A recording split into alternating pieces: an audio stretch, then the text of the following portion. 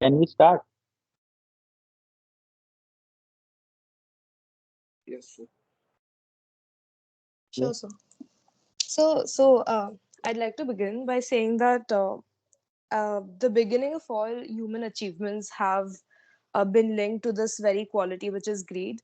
And because of greed, humans have been able to discover and invent a lot of things, right from Stone Age all the way till the modern era. So, I think greed definitely is an essential human quality. Yes, so adding on, I think we can say that self-interest is also sort of greed, which is a intrinsic quality of a human nature. I think this helps an individual to drive themselves for success and improvement in their life. And I think when all of the greed and self-interest, when they are properly used and channeled, I think they can lead to positive outcomes. Yes, I think it motivates us to really realize our human potential. I think greed is also a part of curiosity. What is more, what is there, what is out there, what more could be achieved by us? I think that very thought, that very uh, desire kind of makes us want more and achieve more. And I think that's where human excellence lies. Yes, but I think it can also have an opposite side to what we are discussing right now. So I think True. unchanneled greed or I think excessive of greed or self-interest can also promote a culture of exploitation or a situation where people might prioritize the gains and the self-interest over the well-being of people around them or the other people include, involved in the decision or the process.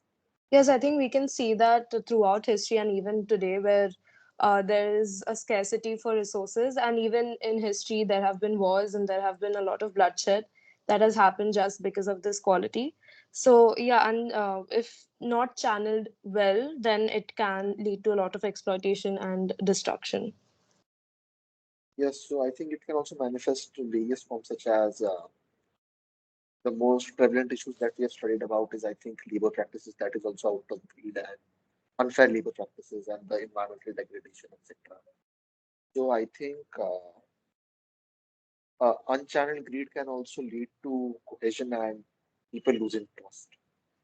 Yeah, I think you spoke about labor practices. I think there has been uh, an issue that has only has become pronounced over the years, where there is an income gap between, let's say, the executives and the workers, where um, they are just. I think the money that the executives are getting is almost like 45 times more. I think it was. I think in 1980s, and now I recently read that it was 364 times more than workers. So because of greed, I think the executives can also feel that okay, like let's uh, make the most out of the opportunities and make the most of the money, and it can lead to a lot of discrimination and it can disrupt the flow of income through various levels. Yes, so I think agreeing on what you said, I think it is important to put front the ethical considerations of greed, like just to make sure that it's not exploiting others for personal gain uh, or any other kind of manipulation is not there. Just adding on, I think financial manipulation is also a type of common greed we can see, I think, which is mostly misleading. And this also puts into front face the ethical considerations and uh, the undermining the ethical practices. Yeah, I think since the topic is in a sense that greed is an essential human quality, we can also discuss more of the positive qualities. uh, I think in the present time, even though it is kind of counterintuitive, that because we are greedy and because we want to keep succeeding and keep producing and keep making profits, I think people are now thinking about environmental issues just because they have realized that the resources are depleting and now they have to save it so that they can keep making profits in the future. Even though the intent is negative, it is still going somewhere positive. So I think it can manifest in odd ways, but again, it has it is leading to positive outcomes. Yes, so since I think you've spoken about, since you are now we are on the positive side, so I think nowadays the industry is driven by desire for high profits and market domination, I think. And with an example of technology, I think I would like to explain that companies such as Apple, Google, and Microsoft, I think, having the greed to increase their profits and market dominance, they are uh, highly competent and to developing new products and services in terms of smartphones and operating system, etc. So I think this healthy competition and greed, we may say, I think channel greed has helped us create an innovation everywhere, which has also made the human lives quite easy.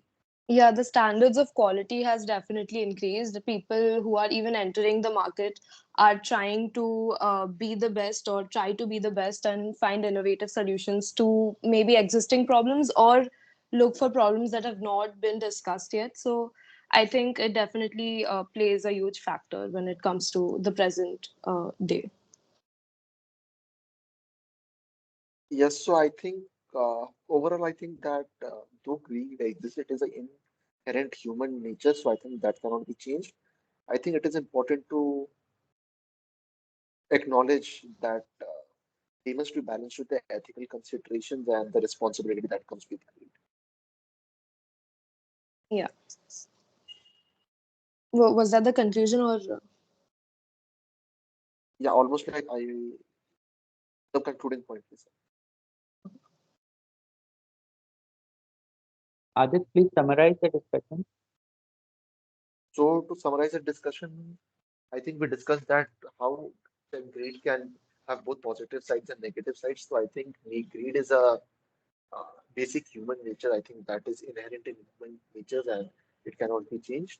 So while and channel greed can be positive for everyone and it may drive various innovations and development in today's world and it may prove to be beneficial. However, a greed that is unchanneled may put ethical considerations there and it may deteriorate the current situation such as unfair labor practices and manipulations, etc. So, though greed is something that is prevalent and cannot be changed, I think there are ethical considerations and practices that need to be balanced with it. Fine. I think you both participated equally well, but I think you could have given some more examples of greed, exploitation of the indigenous people in America Mm-mm. as well as in Asia, in Africa, and we could have dwelt a little more on the ESG aspect that we were discussing yesterday, environmental and governance and social issues. So you could have focused on that also, and uh, greed in terms of, for example, human being hunting animals for their fur, food, perfume, and so many other things. So disbalance in nature and those kind of things which happen because of greed.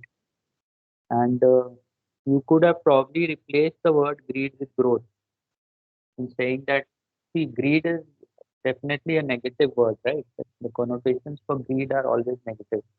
So you can, what you were talking of, curiosity and want and all that, that would come under growth or making life easier. Would have probably been a little better for the discussion, right? Yes. Sir. Yes, sir. So, but while discussing, we have to uh, talk about greed in particular, right? Like if we substitute that word with something else, wouldn't that be a negative in a way? No, no, no. I'm not saying substitute it. I'm saying that you could have Okay, talked of okay. greed and then Huh. come to the aspect of exploitation and environment degradation and all that, and then said that greed is an extreme form of want, and maybe we need to sort of at this stage where we are seeing so much of environmental issues, and every time we hear that the world will be finished in the next 20 years, 30 years, and all that. For that, we need maybe growth uh, and not greed.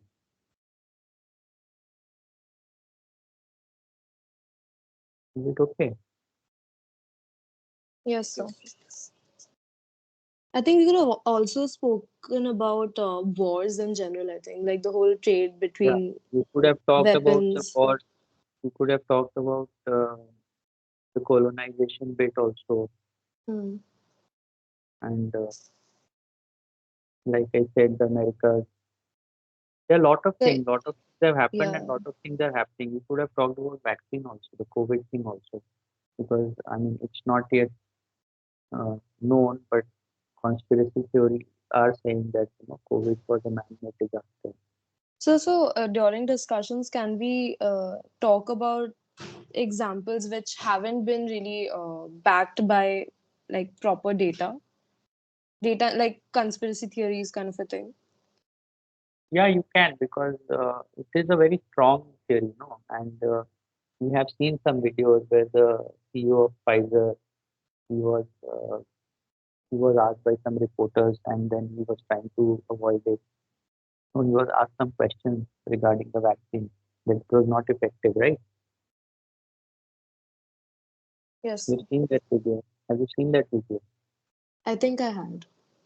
Uh, so then he was trying to run away and all that. So that's part of the greed aspect only. That even human lives, in any case, we have so many things. No, even the partition of India it can be classified Yeah. as a greedy thing because of it. I think 40 lakh people were uh, destabilized or killed. I don't know whether it was killed or whether they were rendered homeless. But 40 lakh people were affected. And the war is still going on no, because of that. But that is part of the greed, All right? right, sir. Yes, sir. The next topic is technocrats make better managers. Technocrats make better managers.